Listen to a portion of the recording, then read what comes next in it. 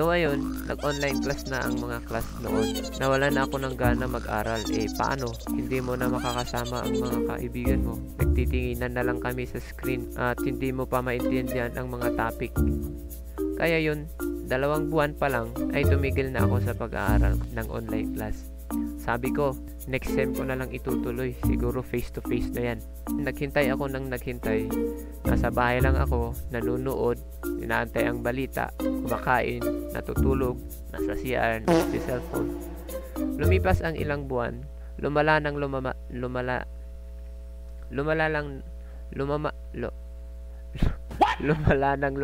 sitwasyon. Ang daming tao ang nahawaan ng sakit. Ang dami ring namatay dahil dito.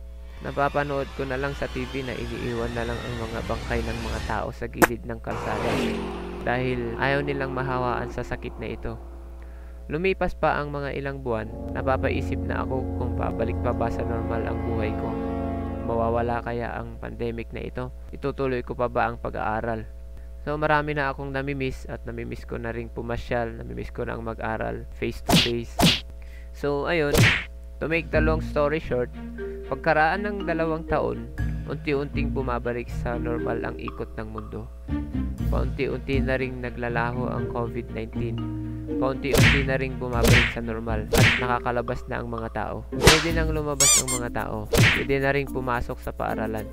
Yung inaantay kong face-to-face ng 2 buwan, umabot pa ng 2 taon.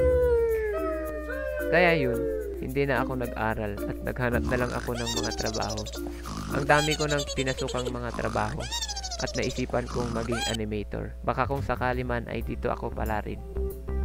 So ako si Leonard. Sana nagustuhan nyo at na-enjoy nyo ang aking kwento. Ikaw, anong kwentong COVID mo? I-comment mo naman. So don't forget to like and subscribe. Okay, bye!